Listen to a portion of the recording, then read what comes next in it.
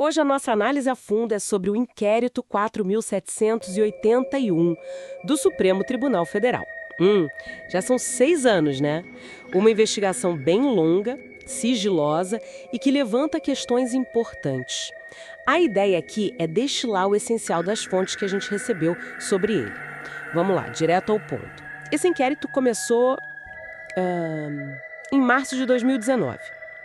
O objetivo era o quê? Apurar fake news, ameaças, ofensas contra o STF, seus ministros familiares. Aquilo que o direito chama de ânimos caluniandi, difamandi ou injuriandi. Exato. A intenção de atacar a honra, né? E ele foi distribuído para o ministro Alexandre de Moraes. Logo depois, em maio de 2019, já começaram a aparecer umas medidas, bem fortes. Que medidas foram essas? Bloqueio de contas em redes sociais, Facebook, Twitter, Instagram. Quebra de sigilo bancário também, e oitivas de testemunhas. E um ponto fundamental, desde o comecinho, segredo de justiça. E isso, claro, gerou reação logo de cara, não foi?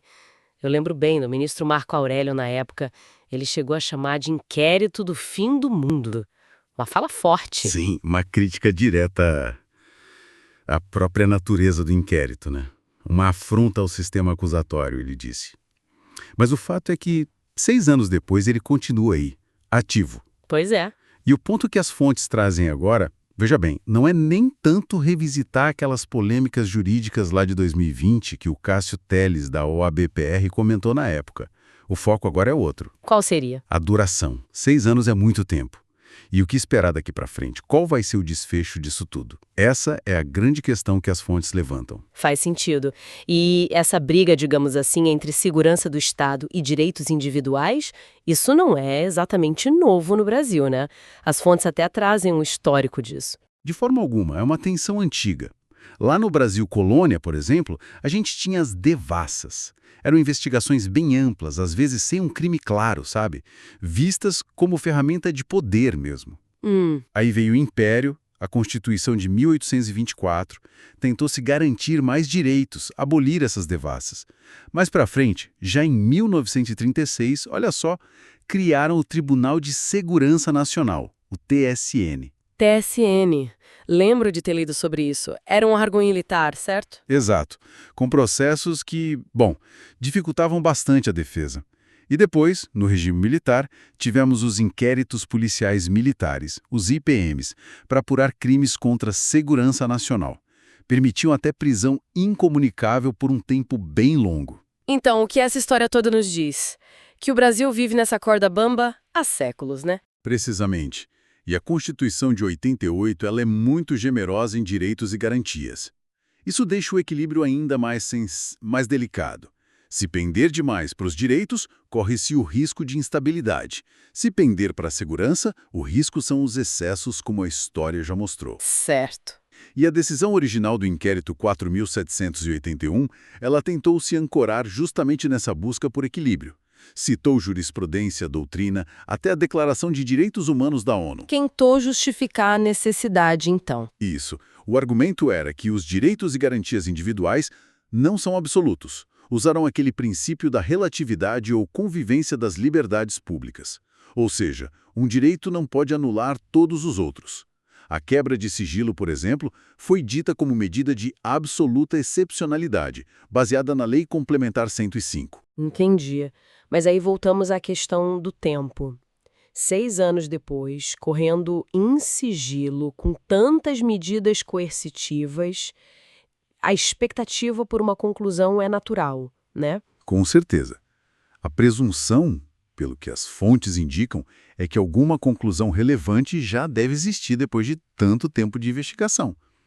O passo lógico, então, seria a PGR. A Procuradoria-Geral da República. Isso. Apresentar denúncias formais se houver provas contra alguém. Ou então, pedir o arquivamento.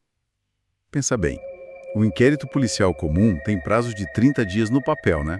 Artigo 10 do CPP. Que na prática a gente sabe que muitas vezes estoura. Sim, estoura, mas 6 anos.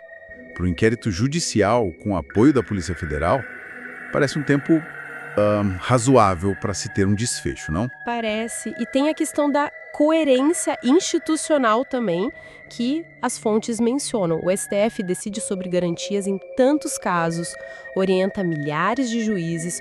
Como fica a imagem do próprio tribunal na condução desse caso específico? Exatamente. A OAB Nacional, a própria PGR, que tem acesso aos autos por dever de ofício, elas também têm um papel aí, né? De buscar uma definição, de cobrar que o processo se torne conhecido pela sociedade. Certo.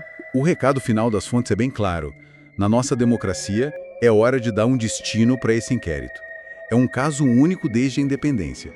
Até Churchill é citado. Aquela frase famosa sobre a democracia. Essa mesma, que é a pior forma de governo, exceto por todas as outras. A ideia é que a confiança da sociedade depende dessa conclusão, dessa transparência. Então, resumindo, temos esse inquérito que começou lá em 2019 para proteger o STF de ataques. Ele opera há 6 anos sob sigilo, o que reaviva todo aquele debate histórico no Brasil. Segurança do Estado versus direitos individuais. E a grande questão agora é, cadê a conclusão? E a transparência? Exato. E fica uma reflexão final que vai um pouquinho além do que as fontes dizem diretamente, mas se baseia nelas. Se a gente pensar nesses precedentes históricos todos, as devassas, o TSN, os IPMs, qual vai ser o legado que esse inquérito 4781 vai deixar? Boa pergunta. Como ele vai moldar, daqui para frente, essa relação delicada entre o judiciário, a segurança do Estado e as liberdades de cada um? Independentemente do resultado final dele, sabe? É algo para a gente pensar.